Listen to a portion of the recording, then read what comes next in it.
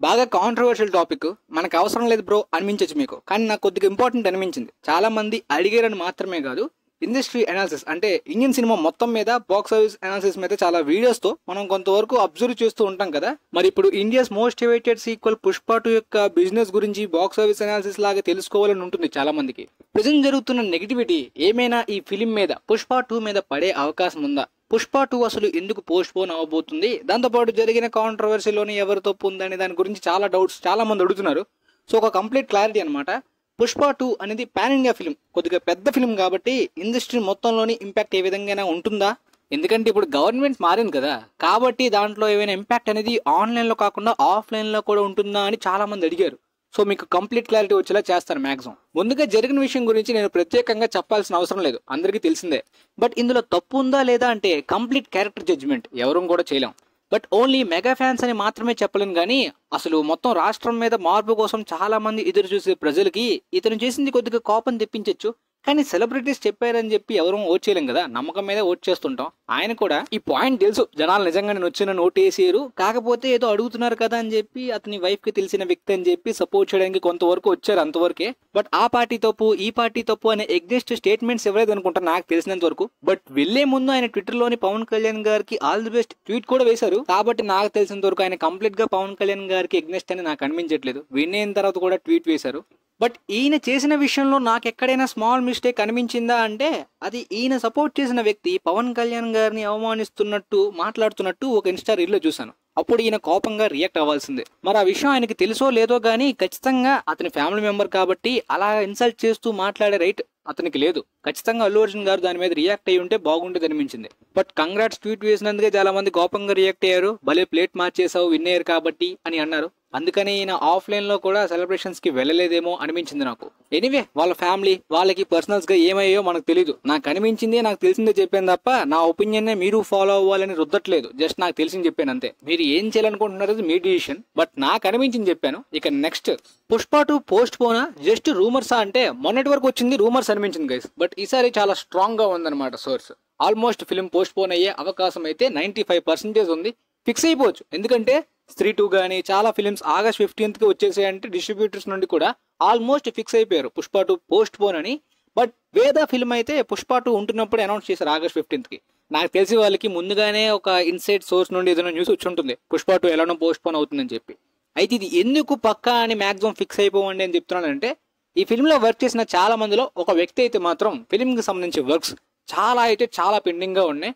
అల్లు అర్జున్ గారు August 15th కి release చేయండి అని చెప్పి ఒక రూల్ కండిషన్ లాంటిది పెట్టారు కాబట్టి మేమంతా కూడా పనుల్లో ఫాస్ట్ గా పని చేయగలుగుతున్నాం తప్పించి ఈ ఉన్న పెండింగ్ వర్క్స్ ని అంచనా వేసుకుంటే ఆగస్ట్ 15th కి రిలీజ్ అవడం అసాధ్యం అని చెప్పి ఆయన చెప్పారనమాట. అసలు ఎన్ని ఇయర్స్ తీస్తారండి, ఎందుకు ఇంత లేట్ అయింది అనే డౌట్ మీకు రావచ్చు. పుష్ప పార్ట్ 1 కి ముందు వాళ్ళు అనుకున్న ఒక వెబ్ సిరీస్ టైప్ స్క్రిప్ట్ ప్రకారం సీక్వెల్ తీయట్లేదు. సుకుమార్ గారు చాలా చేంజెస్ మోడిఫికేషన్స్ చేస్తున్నారు. ఎందుకంటే సక్సెస్ పాజిటివ్ తో పాటు నెగిటివిటీ కూడా ఆయన ఫోకస్ గా తీసుకున్నారనమాట. ఆ నెగిటివ్ రిసెప్షన్ పార్ట్ 2లో ఆ మిస్టేక్స్ అస్సలు జరగకూడదు అని చెప్పి చాలా చేంజెస్ అయితే చేశారు. దానివల్ల ఆ స్క్రిప్ట్ కి కొంతవరకు లేట్ అయింది. సో ఈ వేరీస్ పుష్ప అనేది స్క్రిప్ట్ లో చేంజెస్ చేయకముందు తీసిన సీన్స్ అనుకుంటా, అందువల్లనే ఈ సీన్స్ ఫిల్మ్ లో ఉండవని అంటున్నారు. అండ్ ఫహద్ ఫసీల్ గారు కూడా పార్ట్ 1 తో ఆయన అంత సాటిస్ఫాక్షన్ అవ్వలేదు, ఆయన క్యారెక్టర్ అంత గుర్తింపు అయితే రాలేదు కదా. పార్ట్ 2 కొద్దిగా ఆయన డిలే అవుతుంది. ఇప్పుడు షూటింగ్ ప్రకారం ఆయన జాయిన్ అవ్వడానికి కొద్దిగా బిజీలో ఉన్నారంట, తర్వాత జాయిన్ అవుతా అన్నారు. ఇది కూడా one of the reason film work pending ఉంటుంది. మనం జెన్యున్ గా మాట్లాడుకుంటే పుష్ప పార్ట్ 1 లో సౌండ్ మిక్సింగ్ గానీ ఎడిటింగ్ గానీ విఎఫ్ఎక్స్ పోర్షన్స్ గానీ క్వాలిటీ అంతా కూడా డౌన్ అవుతుంది. అంతా కూడా రష్ గా అనమాట. సినిమా రిలీజ్ దగ్గరలో ఉంటే వర్క్స్ పెండింగ్ లో ఉండిపోయాయి అనమాట పుష్ప 1 కి. అందువల్లనే అవుట్పుట్ లోని కొన్ని టెక్నికల్ ఆస్పెక్ట్స్ లో మిస్టేక్స్ కనిపించాయి. బట్ పార్ట్ 2లో సుకుమార్ గారు అస్సలు కాంప్రమైజ్ అవ్వకూడదని నిర్ణయించుకున్నారంట. అందువల్లనే వీళ్ళు ఎంత పుష్ చేసి ఫాస్ట్ గా పనులు చేద్దాం అనుకున్నా ఆగస్ట్ 15th కి అసాధ్యం అన్నట్టు అనిపిస్తుందంట. బట్ ప్రెసెంట్ ఉన్న హైప్ కి అయితే మాత్రం అదేదో మొన్న సాంగ్ రిలీజ్ అయింది, పర్సనలీ నాకైతే నచ్చలేదు గైస్. కానీ ఆ సాంగ్ 100 million వైరల్ అయింది. సుకుమార్ గారు టార్గెట్ ఆడియన్స్ అంటే పుష్ప పార్ట్ 1 రీల్స్ లో బాగా వైరల్ అయిన సాంగ్స్ ఉన్నాయి. పార్ట్ 2లో కూడా అలాంటి మెటీరియల్స్ ప్రమోషనల్ మెటీరియల్స్ అన్ని కూడా ఆ విధంగా టార్గెట్ చేయడంలో చాలా బాగుంది. కానీ పెండింగ్ ఉన్న వర్క్స్ లోని ఇది కూడా రష్ చేసి విఎఫ్ఎక్స్ ఎలా ఉన్నా ఎడిటింగ్ సౌండ్ మిక్సింగ్ ఎలా ఉన్నా పార్ట్ 1 లాంటి మిస్టేక్స్ చేయకూడదని ఆయన నిర్ణయించుకున్నారు కదా. నెగిటివిటీని ఎక్కువగా ఫోకస్ చేశారు, అది రిపీట్ అవ్వకూడదని.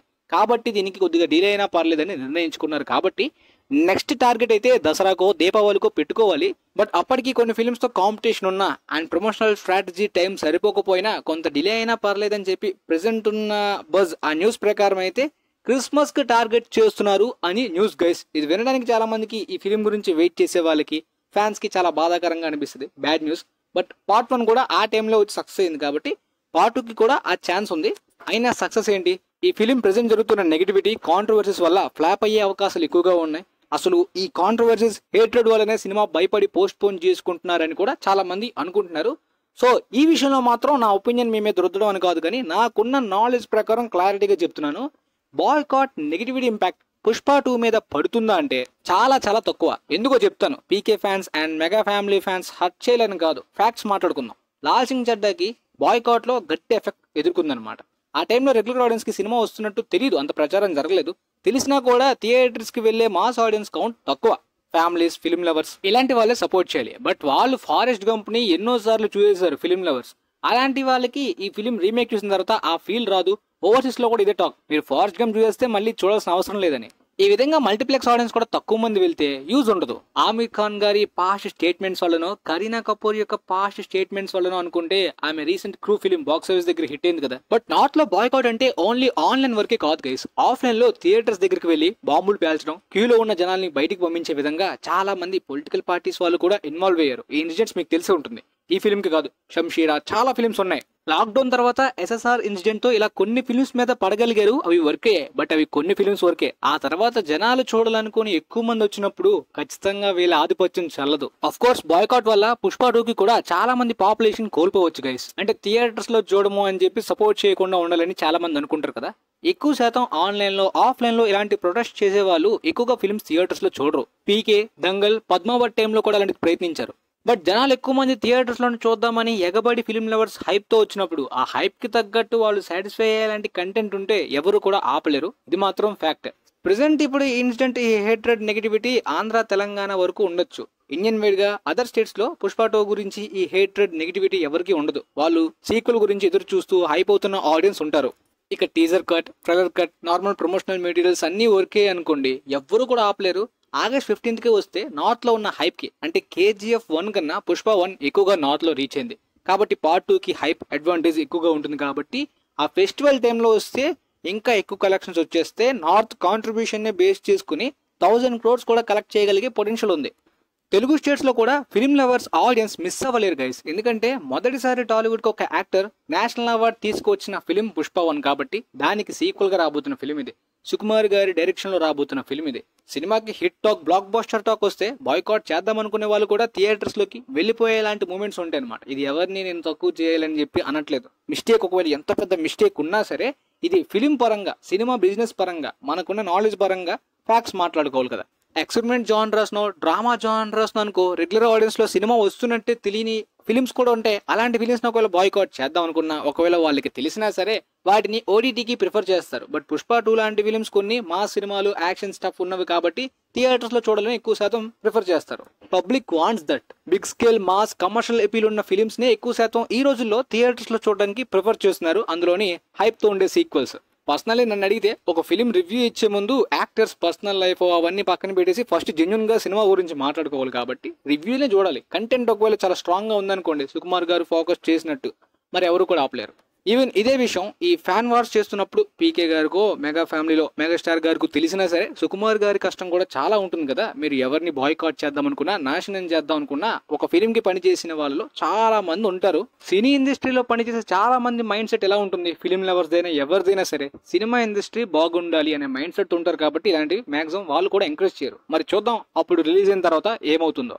నాకు తెలిసినంత వరకు ఫిలిం లవర్స్ మైండ్ సెట్ ప్రకారం లాంగ్వేజ్ ని చూసో, మన లాంగ్వేజ్ ఓడు, మన క్యాస్ట్ ఓడు, మన రిలీజ్ అయినోడు కాదు, కంటెంట్, ఎంటర్టైన్మెంట్ స్టఫ్ ఫిలింలో కమర్షియల్ గా, మాస్ గా మ్యాటర్ వాళ్ళకి ఎక్కిస్తే ఎవరిదైనా ఏ సినిమా అయినా చూసేసే రోజులు. సో మరి మీకు ఈ పుష్ప 2 బిజినెస్ మీద, ఈ బాక్స్ సర్వీస్ అనాలిసిస్ మీద, దీని మీద మీకేమైనా ఒపీనియన్ ఉంటే కింద కమెంట్ సెక్షన్ లో తెలియజేయండి. అంటే హేట్రెడ్ గా కాదు, సినిమా బిజినెస్ ఎలా వర్క్ అవుద్ది, ఏమవుద్ది, దీనివల్ల ఎఫెక్ట్ ఉంటుందా లేదా అని మీ నాలెడ్జ్ ని షేర్ చేసుకోండి. హేట్రెడ్ గురించి కింద ఆర్గ్యుమెంట్స్ వద్దు, వేస్ట్. వీలైతే మీ ఫ్రెండ్స్ లో ఎవరికైనా ఈ ఫిలిం మీద హైప్ ఉన్న వాళ్ళకి వీలైతే షేర్ చేయండి. వాళ్ళకి కూడా కొద్దిగా యూజ్ అవ్వచ్చు, అర్థం అవ్వచ్చు ఈ డౌట్ గురించి. And thanks for watching guys.